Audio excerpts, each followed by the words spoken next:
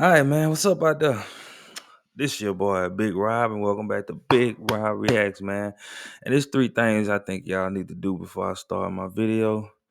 If y'all can do that for me. And that's like, comment, and subscribe. Now, before I get into this video, I want to say to all the comments I got on my last video about Kendrick and Wayne battle or whatever the hell you want to call it. I want to say this.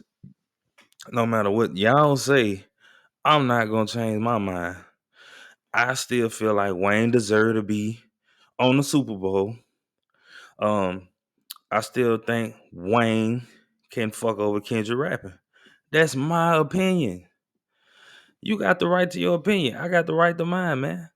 And without further ado, man, I'm gonna get into the video, man, because I mean, I respect all y'all's point of view, but mine is Wayne got it. Simple. Whatever. But this video, y'all, is gonna be why Chief Keef stays away from Lil Durk. And that's a question we all gotta ask our goddamn self. Why the fuck he always stayed away from Lil Durk? I would be thinking this would be about him staying away from a nigga like Von or some shit. What the fuck Durk do? You know? What did Lil Durk do? You know what I'm saying? Durk ain't did shit. But let's get into it, man, without further ado. That was a long ass intro. I just had to clear that. You know what I'm saying? I had to talk about that. Let's go.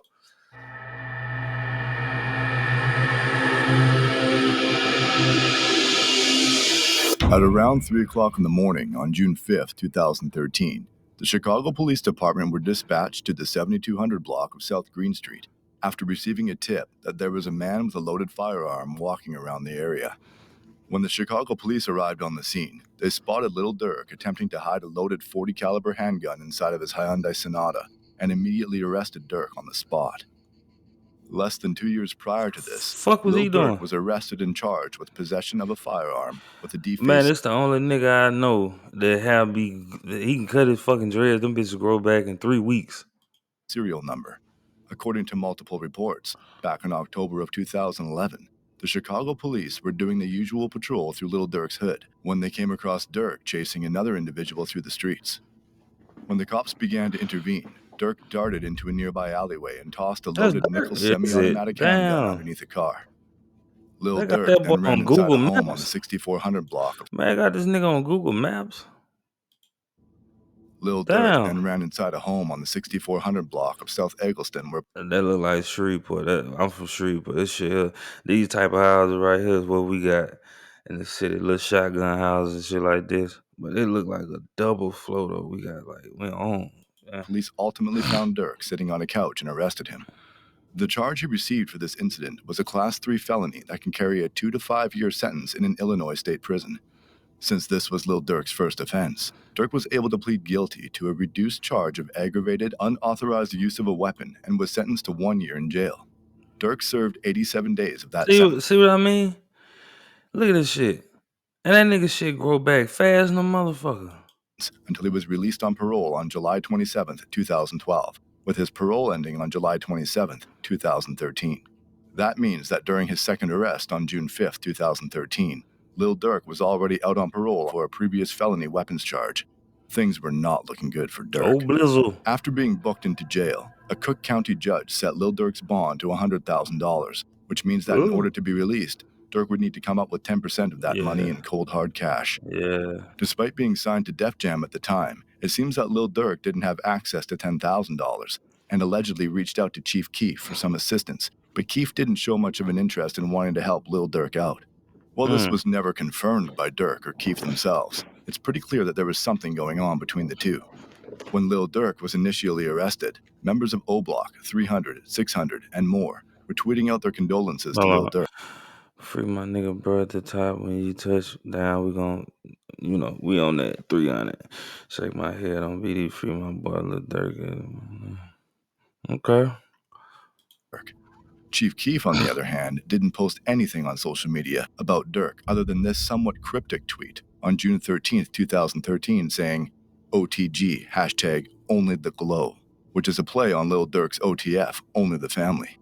Durk sat in the Cook County Jail for Oh, over a month before he could come up with the $10,000 bond money so to be released. goddamn, Chief Keef was dissing, man. It damn sure sound like a little sneak diss. OTG only the glow, OTF only the family. Yeah, he was playing that. He played that out real smooth. And according to rival rapper and gang member P. Rico, Lil Durk got beat up in jail and even mentioned that the notorious shooter D. Rose wouldn't even leave his cell. Oh Once man. home free, Durk took to Twitter and tweeted the infamous lyrics to Chief Keef's First Day Out, further hinting at the fact that Keef didn't bother to help him get out of jail. Days later, Chief Keef would once again tweet OTG. Lil Durk would Mm. then proceed to go on somewhat of a rant on Twitter, starting out with shouting out Lil Reese and Fredo Santana for keeping it real with him. Then goes on to say that Chief Keef would have been killed if it wasn't for his affiliation with 300. Durk then states that he's better off beefing with the opposition and seems to banish Chief Keef from the block by saying, "Where are you going to spend it at? Because you can't come around here with it." 10 minutes later, Lil Durk continues his rant by saying, "All the money but can't go get D-Rose? Laugh out loud. Bad enough he's on your ass already." He then tweets, "If you're squad, why didn't you get T-Slick or D-Rose? You got a bigger deal, right?" And then ends his rant with, "Warning, I'm not Soulja Boy. This shit can get ugly." Chief Keef soon fires back by tweeting, "Just bought a 2013 four-wheeler for $10,000, which was the exact amount of money needed to bond out Lil Durk." For the people that was in my last, I think I did one. Um, I think speaking on this, and I was just as lost.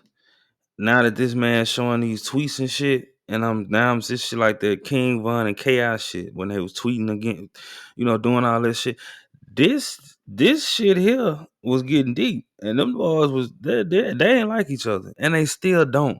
That's why that man said, "Well, I don't know, man. I can't say that because dude was right. You know what I'm saying? The chain had to be made. He had to. It was a special made chain. He just didn't go in and point out some shit and get it. So I understand that too." Keef then goes on by saying he is O-Block and closes the conversation by saying he can't believe Lil Durk was stunting for There's some big loot in town right now. The Emirates NBA Cup Now and that all the nigga, heavy hit. that nigga ill Twitter. put names on it though. I can't believe Lil Durk. It say niggas. He ain't say Lil Durk. Chief Keef would then find himself in various legal situations throughout the rest of 2013, and even ended off the year by being sentenced to 90 days in a rehab facility in Malibu, California.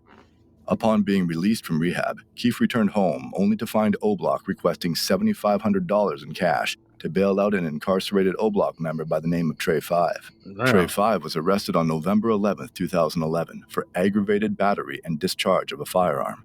He was being held in the Cook County Jail on a $250,000 bond and had been sitting in there for over 2 years at the time. He said, "Fuck it." O-Block claimed to already have around $18,000 for the bond, which is why they asked Chief Keef for $7,500, giving them $25,000 in total to bail out Trey 5. Keef made it seem like it was no big deal to give them the money, claiming he had just recently spent the same amount on shoes. But when asked to actually give them the money a week later, Chief Keef said he threw it all in the club and ended up not giving them a dime. This Fuck. soon resulted in a situation that would change Chicago drill music forever. On March 26, 2014, I, Chief Keef was ordered to appear in a Chicago courtroom I wonder why why he was acting like that with some of them niggas, man. Like he really didn't fuck with them niggas. Like talking about it. in regards to one of his many legal troubles at the time. What they did While him? at court, members of O-Block such as Boss Top and OJ, along with some THF 46 members, allegedly broke into a home in Northfield that was being rented by Chief Keef's former manager, Uncle Ro, and Keef himself. The group was armed and allegedly went through the entire house, stealing a wide variety of designer clothes, bags, and shoes. It was also reported that Boss Top even stole Chief Keef's daughter's clothes and diapers, along with laundry detergent and deodorant. While this was taking place, The one of fuck the y'all people niggas stealing deodorant for? That nigga said laundry. Them niggas finna go wash some clothes, man. Them niggas done tripping. They were finna wash the clothes they stole. Like the nigga ass might be fucked up, man. Nigga need to wash these bitches before we put them on and sell them. Get rid of it. It's designer shit. inside the house, rumored to be Brandon Zerer, aka Twin City Yeah, cause you CEO, think about it, they know him. They grew up with him, so they probably like, man, this nigga been stanking his shit. Nigga probably had shit stains in his drawer, type of shit. Niggas wanted to wash the clothes before they put them on, or tried to put them out there to sell them. Nigga probably was funking in the motherfucker. Based off these tweets, called 911 and reported that there was an armed robbery at the home. Then, moments later, Chief Keef returned home from court where Boss Top would allegedly snatch Chief Keef's iconic Johnny Dang piece off his neck. Top took social chain. OJ took Capone chain. Now Von finna take Wu chain. Niggas ain't gang. They fake. While O Oh Block man. OJ would reportedly snatch GBE Capo's Jesus piece. This would escalate the situation to an entirely different level when a 33-year-old man, an associate of Chief Keef by the name of Terrence Smith, was unfortunately shot during this altercation. After the shots were fired, the group allegedly stole Chief Keef's silver 2010 Jeep Grand Cherokee and fled the scene. Chief Damn. Keef and the other Glow Gang members inside the house then rushed Terrence Smith to the hospital, where it was determined he would luckily survive his injuries. When questioned by authorities, nobody said a word, which resulted in no arrests being made. But officers in the Gang Enforcement Division released a document stating that the Black Disciples are having an internal conflict and listed 3 photos of the persons of interest in the situation, with one of the people being Tyree Davis, aka Boss Top. The official document stated, officers assigned the Gang Enforcement Division have received information that an internal conflict has arisen among members of the Black Disciples. On March 26, 2014, there was an attempted murder and home invasion in Northfield, Illinois, in which Black disciple Keith Cozart, aka Chief Keef's associate Terrence Smith, was shot. This incident is believed to be related to the internal conflict. A silver 2010 Jeep Grand Cherokee belonging to Cozart was reportedly stolen during the above incident. A possible offending vehicle is a gold or silver minivan, unknown make or model, with Tennessee license plates. The following factions of Black disciples may experience internal discord: O-Block, Lamron, and Brick City 600. Chief Keef didn't say much publicly about the robbery until 3 months later when he released a series of tweets stating, "I clothed you, B. Put money in your lint ball pockets. I tried to glow you up. See, it worked. You don't look dirty no more. I'm nothing like these guys, but we look alike. Way higher form and fashion, and I'm loyal. I was giving Lil Dirty folks clothes. And money. I'm talking hundreds. Get them ones up out of here. Folks, they stole KK clothes out of her room. Detergent, deodorant, and all on Bloods. They stretched that all right. Montclair's, earrings, Robins, Trues, Gucci bags, Pellies, Louis Vuitton coats. I can go on and on. But when I found out, I bought it again." And then ends the discussion with, "I gave you the glow so you can eat, not try to compete. Lil Dirty GD, folks." Chief Keef would also later call out Boss Top by his real name by tweeting, "Tyree Davis stole this too," with an Instagram link to a now deleted photo. Keef would later do the same thing to his former go-to producer Young Chop by tweeting out, "Old stuff Tyree Pittman stole while I was in court one day," with another Instagram link to a now deleted photo. Shortly after this revealing Twitter rant, Lil Durk and THF Basie would post a video to social media taunting Chief Keef and GBE Koppel by wearing Koppel's stolen chain, while posted up in front of a TV playing Chief Keef's "Close That Door" music video. At the end of the video, you can even Got see him. Lil Durk pointing to Chief Keef's chain on the TV and saying, "We got that too." A few weeks later, Chief Keef moved to Los Angeles, California, and hasn't returned back to Chicago, ever since he was betrayed by those he once called family.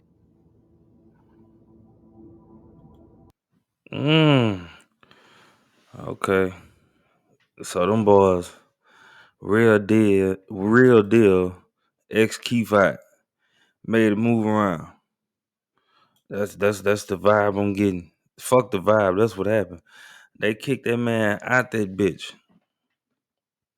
Uh maybe he did. He just don't, cause Dirk got deep street ties up out there. You know what I'm saying? So Keith probably ain't even safe nowhere out that bitch, like talking about it. If you asking me, like shit, I'll be the one to tell you. Nah, I don't think he'll last. But um, cause Von did make a little live saying that they nigga took his shit cause he didn't want to bond his people out. You know what I'm saying? So uh, nigga ain't obligated to do that no way. You know what I'm saying? So I wouldn't have did it if I ain't want to do it. But I'd had a different setup. You know what I'm saying? That's my thoughts on that, man. And y'all got 3 things to do before I end my video, man. That's like, comment, and subscribe, man. Hit that bell, too, also, so you can be notified when I drop me a new video. And this Big Rob Squad, And this Big Rob reacts, man. Till next video, man. I'm gone, baby. Peace.